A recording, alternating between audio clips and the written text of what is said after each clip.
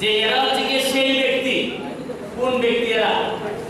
আরে সমাজ সেবা, কেউ জমি জমা বিক্রি করে সমাজ সেবা করে, আর কেউ সমাজ সেবার কথা বলে জমি জমা কিনে।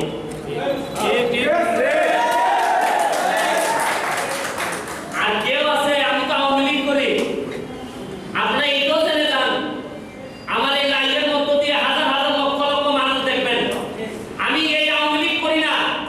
যারা যে আওয়ামী লীগ জমি জমা বিক্রি করে যারা আওয়ামী লীগ করে তাদের আন্ডারে আমি আওয়ামী লীগ। আমি এই আওয়ামী লীগ করি না। যে আওয়ামী লীগের কথা বলে আওয়ামী লীগকে বিক্রি করে যারা জমি জমা বিক্রি করে তাদের আওয়ামী লীগ আমি করি না।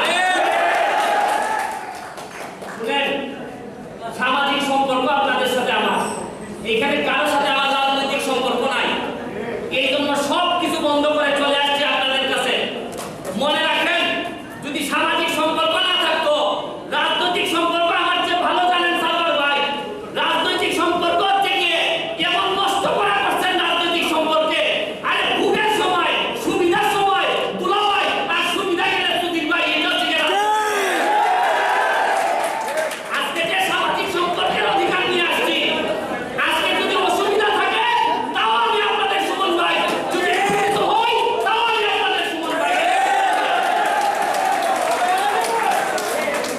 শুনেন, আমি সিলেট বিভাগ নিয়ে গর্ব করি। সারা বাংলাদেশে যখন বক্তব্য দেই তখন বলি আমরা শাহজালালের উত্তরাধিকার। আমরা যদি দুর্নীতির বিরুদ্ধে যুদ্ধ ঘোষণা করি, আমরা যদি ঠিক হয়ে যাই, বাংলাদেশ এমনিতেই ঠিক হয়ে যাবে।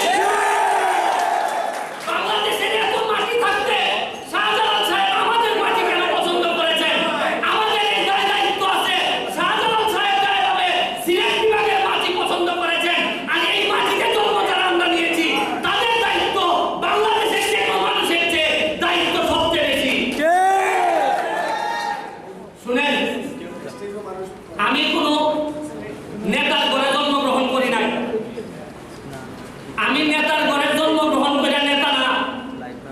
আপনি কারো অনুপ্রেরণা, কারো অনুগ্রহ, কারো সুবিধা নিয়ে আপনি বড় পদেও অধিষ্ঠিত হইতে পারবেন, বড় পদে যাইতে পারবেন, কিন্তু যোগ্যতা যদি না থাকে, সততা যদি না থাকে, তাহলে মানুষের নেতা হইতে পারবেন না। আপনারা আজকে আমাকে যে সম্মান দেখিয়েছেন, আমি তো সিলেটের কোনো নেতা হয়ে আসি নাই আপনাদের এখানে। আমি আপনাদের মনের জায়গা নিতে পারছি কইলা।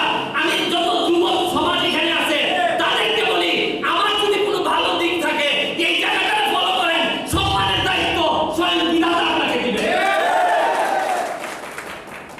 আমি আন্তর্জাতিক অপরাধ ট্রাইব্যুনালের প্রসিকিউটর। আপনারা জানেন যুদ্ধাপরাধীর বিরুদ্ধে আমি মামলা পরিচালনা করেছি। রাইট। আপনারা জানেন নুসরাত মারা গেছে ফেনীতে, এই ফেনীর মামলায় আমি বাদী হয়েছি আপনাদের সাবেক ওসি মুয়াজ্জেমের বিরুদ্ধে।